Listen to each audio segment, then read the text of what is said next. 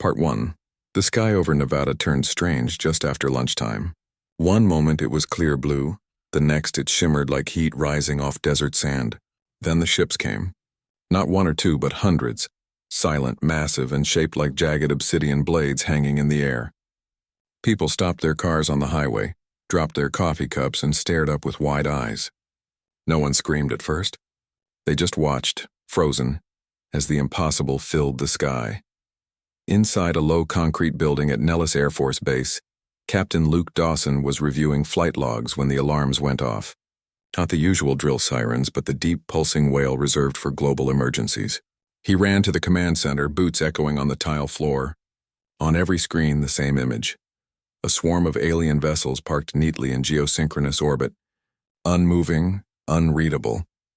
Across the room, Maya Ruiz stood with her arms crossed, her dark hair pulled back in a messy bun. She was an aerospace engineer, not military, but she'd been consulting on drone telemetry when the alert hit. Now she was studying the data streaming in from satellites and ground radar. Her fingers flew over the keyboard, eyes narrowed. "They're not scanning us like a threat," she said, more to herself than anyone else. "They're observing, like we're a museum exhibit." Luke joined her, frowning at the readouts. "Museum exhibit? Maya, they just parked a fleet the size of Manhattan over our planet. That's not tourism." "Maybe not," she replied, "but look at their positioning. They're avoiding major cities. No weapons lock-ons. No jamming our comms. If they wanted to blow us up, they'd have done it already." Outside, the world was unraveling. News channels cut to shaky phone footage from Tokyo, London, Rio, all showing the same black ships hanging in the sky. Government scrambled. Emergency broadcasts urged calm, but panic spread faster than the signal. Supermarkets emptied. Airports shut down. In less than an hour, humanity went from arguing over politics and sports to wondering if tomorrow would even come. Then the message came. It wasn't audio. It wasn't video. It was a data burst, clean, precise, and translated automatically by global defense networks. The words appeared on every screen connected to the internet, every military terminal, even some smart refrigerators. "You are designated primitive anomaly 7 Gamma. Cease all orbital activity. Surrender planetary governance within 72 hours. Resistance will be neutralized." The tone was calm, clinical, like a doctor telling a patient to take off their shirt. World leaders called emergency summits. Generals dusted off doomsday protocols. Conspiracy theorists claimed it was a hoax. But Luke and Maya knew it was real, and something about it didn't add up. That night, while most of the base was on high alert, they worked in a dimly lit side room filled with old servers and half-empty coffee cups. Ben Carter, a linguist from the University of Nevada who'd been brought in for translation support, sat hunched over a laptop chewing on a pen cap. "I've run the message through every linguistic model we have," he said, voice hoarse from hours of talking. "The phrase neutralized is tricky. In their language structure, it doesn't mean destroyed. It means contained, like isolating a virus." Luke leaned back in his chair. "So they don't want to kill us. They want to lock us in a box." "Exactly," Maya said, pulling up a star map. "And look at this. They're ships, they're old. Not in a rusty way, but worn hull stress fractures, power fluctuations. One of them even vented coolant over the Pacific. That's not an invasion fleet. That's a refugee convoy with guns." Ben blinked. "Refugees. Think about it," Maya continued. "They show up out of nowhere, scared of us, demanding control, but they won't fire a shot. What if they're not here to conquer? What if they're running from something worse?" Luke stared at the screen showing the alien armada. It was hard to imagine beings that powerful being afraid. But then again, humans had done plenty of terrible things out of fear too. Over the next few hours, they dug deeper. Maya hacked into a low-orbit satellite feed unofficially and caught a glimpse of a Vireth ship.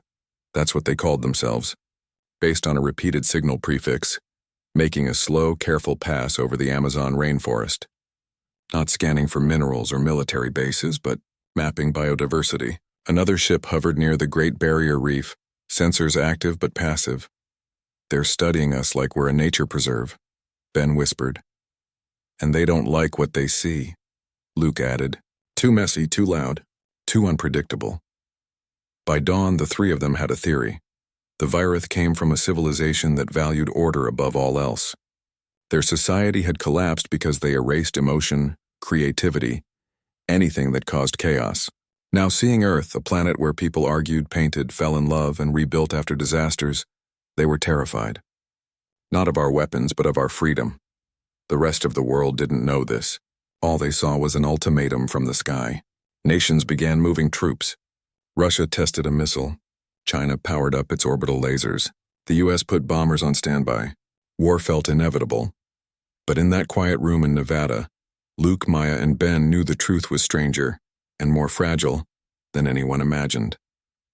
The aliens weren't monsters. They were lost. And if humanity reacted with fear instead of understanding, both species might end up destroyed. Luke stood by the window as the first light of morning touched the desert. The Virith ship still hung in the sky, silent and dark. He thought about his little sister back in Oregon, probably scared out of her mind. He thought about Maya's dog waiting for her at home. He thought about Ben's daughter who'd sent him a drawing of Earth with hearts around it just last week. "We can't fight them," Luke said quietly. "But we can't surrender either." Maya nodded. "So we show them something they've never seen before." "What's that?" Ben asked. "Us," she said. "Not as soldiers or nations, just people." Outside, the world braced for war. But inside that room, a different kind of mission began. Not with guns, but with hope. And somewhere high above, the Virith watched, waiting to see if this chaotic, noisy, beautiful species was worth saving or silencing. The Virith gave humanity 48 hours to surrender. Not 72 as first stated, but 48. Shorter, sharper, like a blade pulled tighter. Global news channels repeated the countdown endlessly. Clocks ticked in every home, every bunker, every heart. Governments prepared for the worst. Fighter jets patrolled coastlines. Submarines dove deep. In cities, people hugged their loved ones tighter, said things they'd been too shy or angry to say before. The world held its breath. But in a secure wing of Nellis Air Force Base, Luke, Maya, and Ben weren't watching the clock. They were watching data. Strange data. The Virith ships hadn't moved an inch since arriving, yet their energy signatures flickered like dying light bulbs.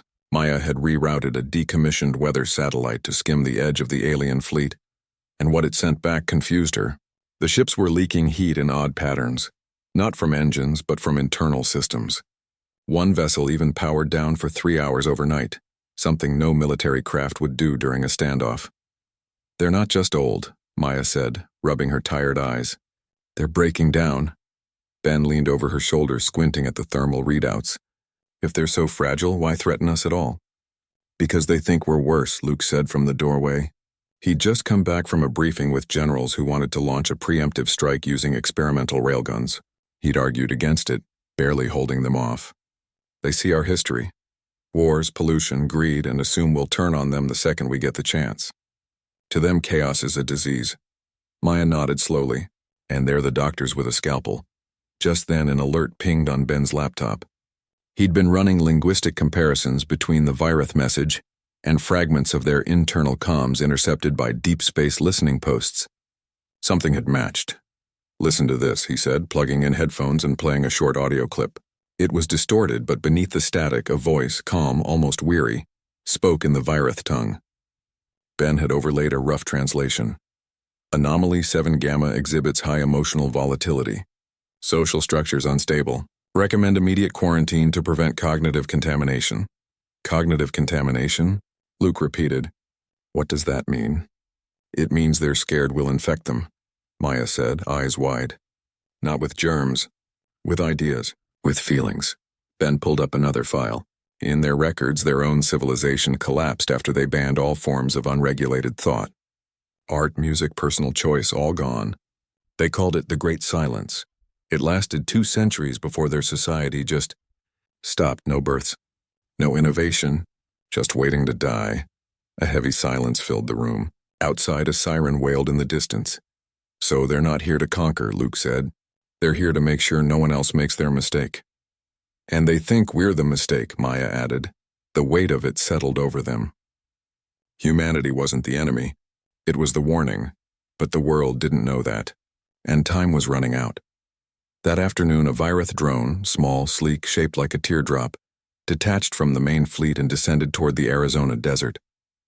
It didn't attack. It hovered over an abandoned mining town, scanning the ruins with soft blue pulses. Then without warning it sputtered, tilted, and crashed into a dry riverbed. Within minutes, Luke was suited up and in a transport chopper, Maya beside him with a field toolkit, Ben monitoring from base. They reached the crash site under a blazing sun. The drone lay half buried in red sand, its surface cracked, one wing melted from atmospheric entry. It was dead but not silent. Maya carefully pried open a panel on its side. Inside, a core glowed faintly. She connected a portable decoder and held her breath as data began to stream. "It's not military," she whispered. "It's a research log." They found logs of Earth observations, children laughing in a park, farmers sharing water during a drought, a street musician playing for coins. The Virith analyst who recorded it had labeled each entry with confusion. One note read, "Na subject displays joy without purpose. No reward observed. Hypothesis: malfunction or cultural defect." Another showed footage of a rescue team pulling survivors from earthquake rubble. The Virith comment: high-risk behavior with no personal gain, illogical yet repeated across species. Ben translated more as Maya copied the files. "They don't understand kindness," he said, voice thick. "To them, everything must have a reason. A trade, a gain, but humans help each other just because." Luke stared at the broken drone. No wonder they're scared. "We don't make sense." Back at base, they pieced together the full picture. The Virith weren't evil. They were traumatized. Their entire history taught them that freedom leads to ruin.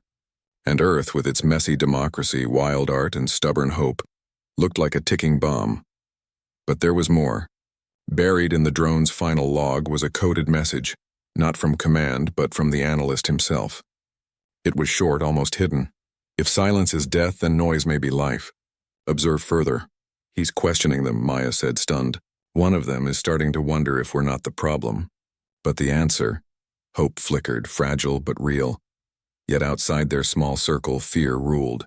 The UN Security Council voted to activate orbital defense grids. China announced it would launch decoy satellites to confuse the Virith. Russia moved nuclear subs into firing positions.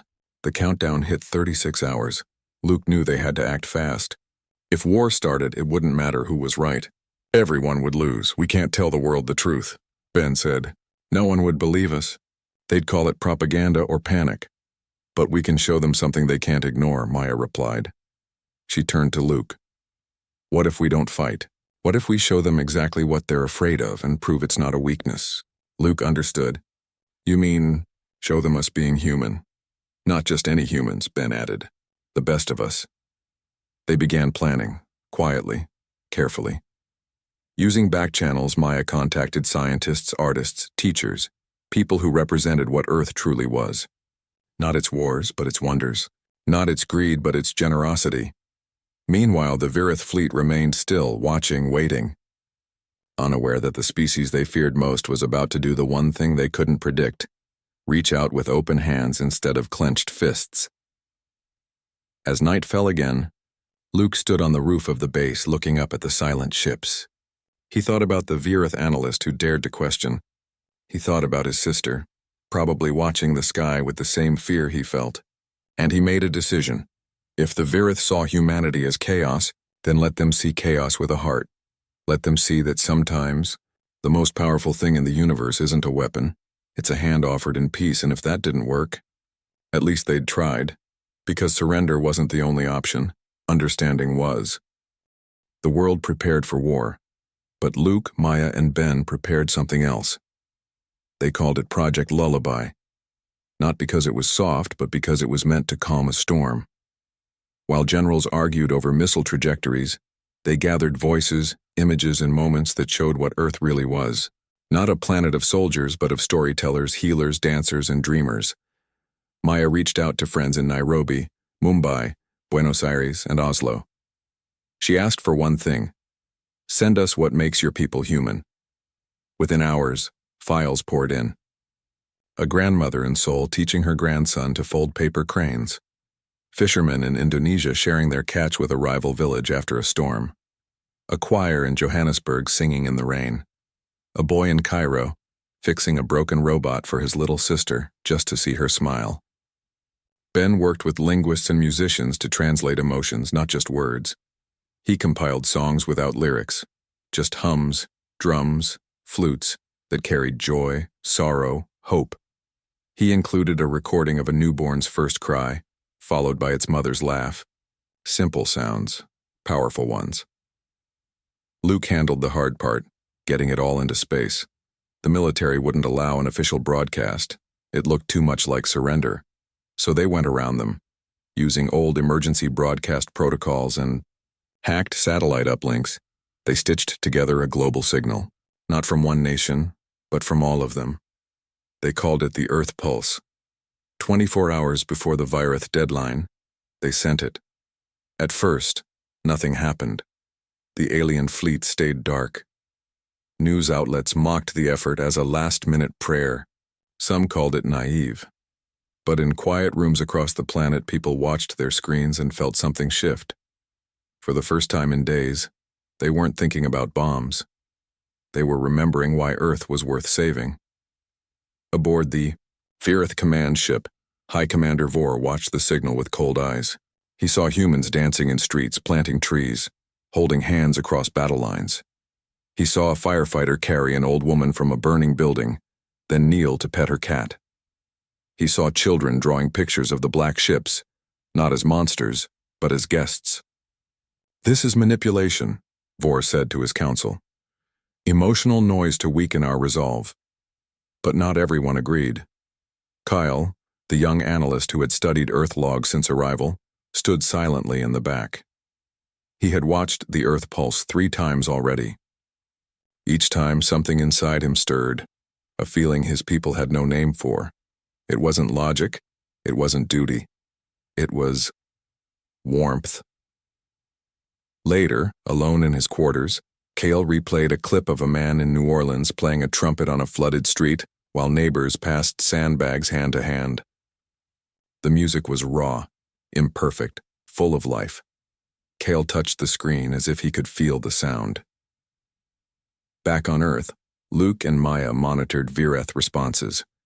Their sensors showed no weapon activation, no movement. But something else was happening. Their comms traffic had spiked. Not orders, questions, debates. One phrase repeated often, "Is this real?" "It's working," Maya whispered. Ben nodded, eyes tired but bright. They're not used to beauty without purpose. Then came the real test.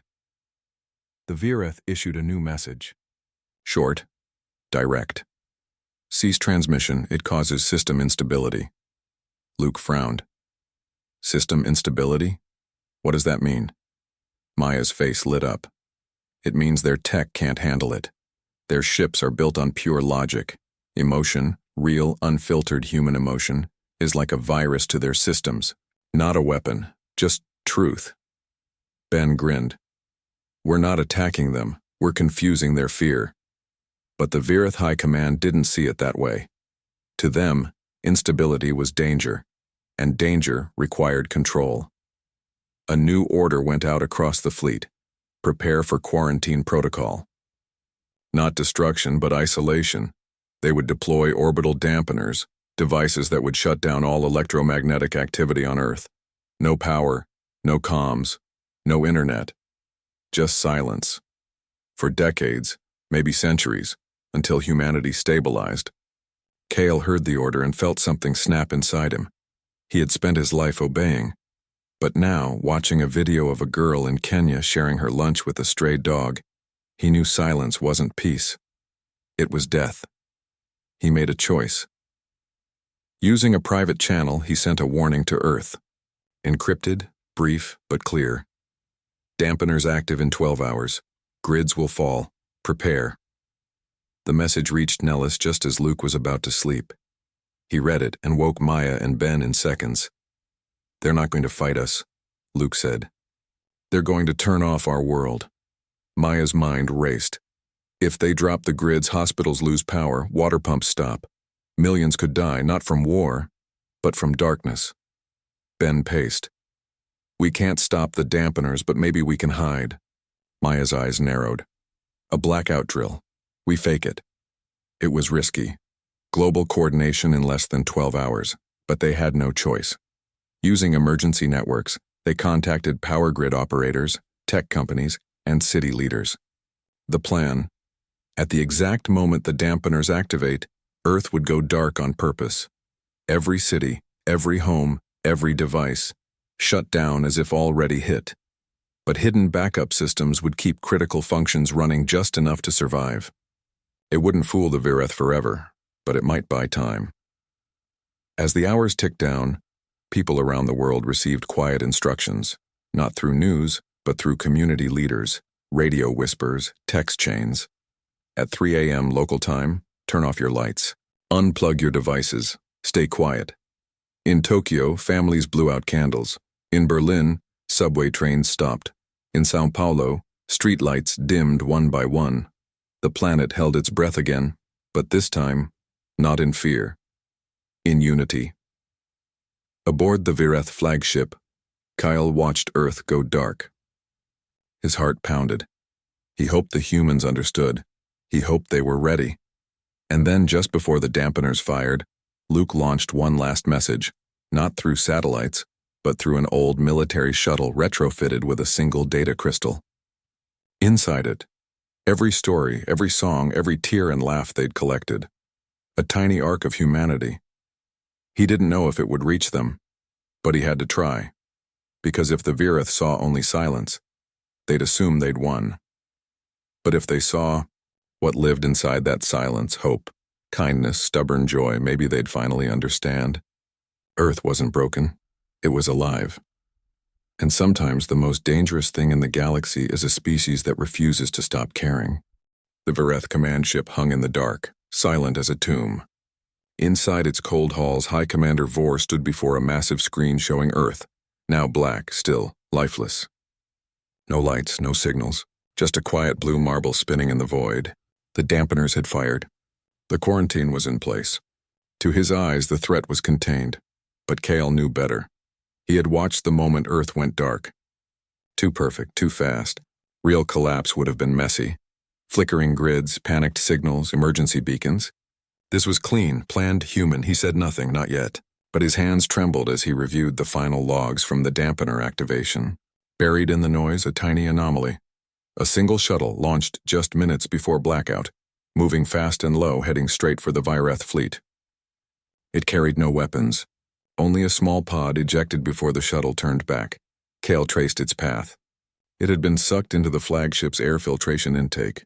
A routine debris capture. Standard procedure, no alarm raised. He waited until the night shift changed, then slipped into the maintenance bay. There, in a sealed containment unit, sat the pod. Small, scorched, humming faintly. He opened it with stolen clearance codes. Inside lay a crystal, glowing soft blue. He plugged it into a private terminal. At first, nothing. Then sound a child's voice singing off-key, rain falling on a tin roof, a dog barking, laughter, a violin playing in an empty subway station. Footage flickered, a nurse holding a baby in a war-zone hospital, a farmer teaching his son to plant seeds, strangers hugging after an earthquake, a boy giving his shoes to someone with none. Kyle stood frozen. His chest felt tight, his eyes burned. These were not acts of logic. They made no sense. And yet they felt right. He watched for hours. He saw humans argue, yes, but also forgive. He saw them hurt, but also heal. He saw them lose everything and still share what little they had left. This was not chaos. This was courage, and it terrified him, because it meant everything his people believed was wrong. Back on Earth, the fake blackout held. People sat in candlelit homes, listening to battery-powered radios, waiting. Luke, Maya, and Ben stayed in the command room, hearts pounding, watching Vireth comms for any sign of reaction. So far silent, they either bought it, or they're planning something worse, Luke said. Maya shook her head. If they wanted to destroy us, they would have. They're waiting. Watching. Ben rubbed his temples. Kale's our only hope now. Aboard the flagship, Kale made his decision. He couldn't keep this to himself. He copied the crystal's contents onto a secure drive and sent it, not to command, but to every senior officer on the ship. He included a note. We were wrong. They are not broken. They are whole.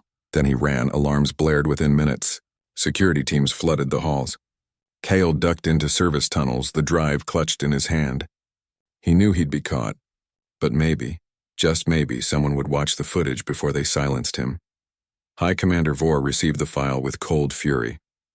He ordered it deleted, but not before his second-in-command, a veteran named Tara, opened it out of curiosity. She watched a clip of a woman in Bangladesh building a school from bamboo after a flood. Her hands were rough, her clothes torn, but her eyes shone with purpose. Tara, who had not smiled in 20 years, felt something stir in her chest. She didn't delete it. Instead, she played it for others. One by one, Virith officers watched. Some turned away in disgust. Others stared silent for hours. A few wept, quiet, confused tears they didn't understand. Vor saw the unrest spreading. He called an emergency council. "This is contamination," he growled. "Shut it down. Purge all copies," but Tara stood. "Why? Because it makes us feel? Because it shows us something we lost?" "You speak like a child," Vor snapped. "No," she said. "I speak like someone who just remembered what it means to be alive." The room fell silent. On Earth, the countdown to the end of quarantine ticked toward 0. 12 hours left. People began to whisper. Would the lights come back on? Or would the silence become forever? Then a signal, not a threat, not a demand. A question, broadcast on all channels in clear, simple English. "How do you survive yourselves?" Luke stared at the screen. Maya gasped. Ben whispered, "They're asking for help." It was Kale's doing. From a hidden comms terminal in the ship's lower decks, he'd sent the message before security dragged him away. He didn't know if anyone would answer, but he had to try. Luke didn't hesitate. He grabbed a mic. "We don't survive by being perfect," he said, voice steady. "We survive by helping each other. Even when it hurts. Even when it makes no sense. Especially then." His words went out across the planet and into the Virith fleet. On the flagship, Vor listened. He thought of his own world, gray and empty, where no one sang, no one dreamed, no one dared to hope. He thought of the woman building the school, the boy sharing his shoes, the nurse holding the baby. He looked at Tara. "What if we've been afraid of the wrong thing all along?" She nodded. Maybe the real danger wasn't chaos, but silence. High above Earth, the Virith Armada powered down its dampeners. One by one, the lights of human cities flickered back to life, not because the threat was gone, but because a new understanding had begun. And deep in the ship's brig, Kyle heard the engine's shift tone. He smiled, even as the guards locked his cell, because somewhere a child was singing again, and this time someone was listening. The Virith Armada did not leave. It did not attack. Instead, it changed. One by one, the black ships powered down their weapons, retracted their shields, and opened channels of peace. The message that came through was simple, spoken not by a commander but by a young analyst named Kale, now free and standing beside High Commander Vor himself. "We ask not to rule you. We ask to learn from you." On Earth, people stood in the streets staring up at the sky, not with fear but with wonder. The lights were back. The radios played music again. Children ran outside, pointing at the ships that no longer looked like blades, but like open hands. Luke, Maya, and Ben watched from the roof of Nellis Base as the first Virith shuttle descended, not to a military zone, but to a field in New Mexico where scientists, teachers, and artists waited with open arms. The ramp lowered slowly. Out stepped Kale, followed by Tara and a small group of Virith observers. They wore no armor, just simple gray suits, their faces calm but curious. A little girl stepped forward, holding a drawing of a Virith ship with rainbow wings. She handed it to Kale. He took it gently, his long fingers trembling. He did not speak, but his eyes shone with something new, gratitude. Over the next weeks, the world changed in quiet ways. Virith envoys walked among humans, awkward at first, then slowly more at ease. They tried pizza in Chicago and made faces at the cheese. They sat in parks in Paris, listening to street musicians.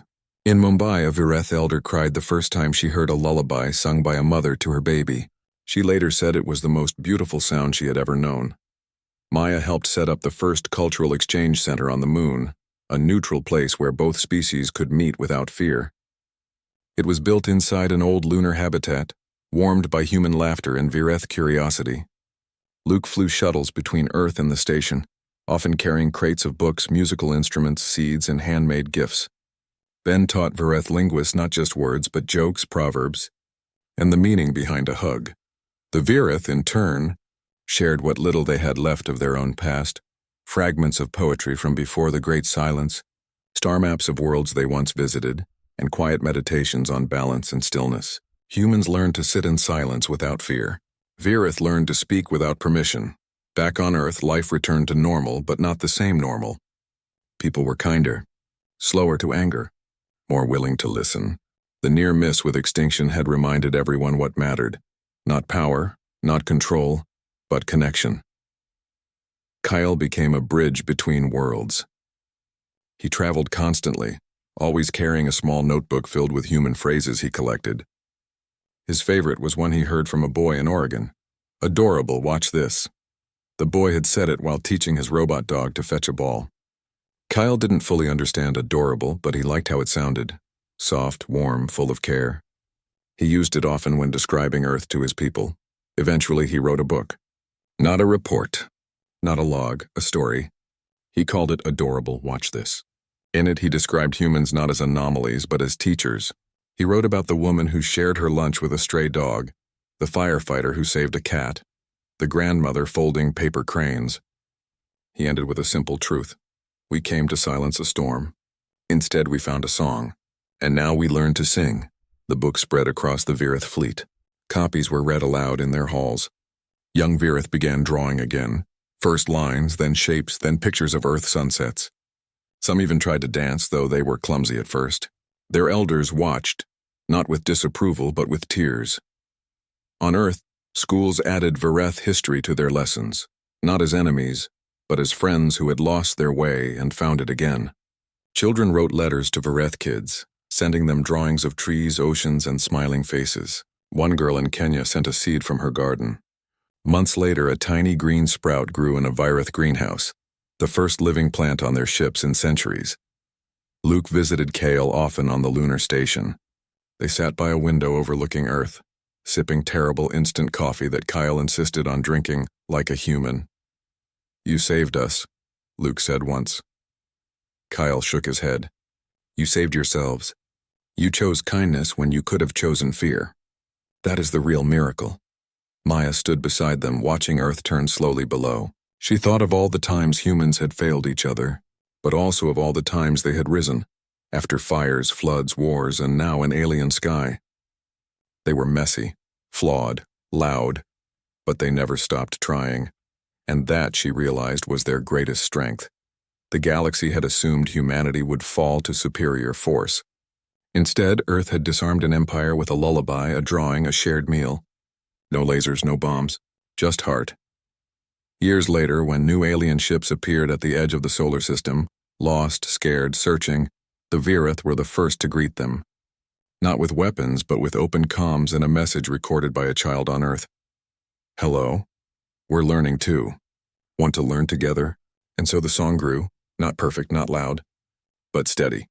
Because sometimes the most powerful thing in the universe isn't a weapon. It's a hand offered in peace, a voice that says, "Watch this," and a heart brave enough to hope.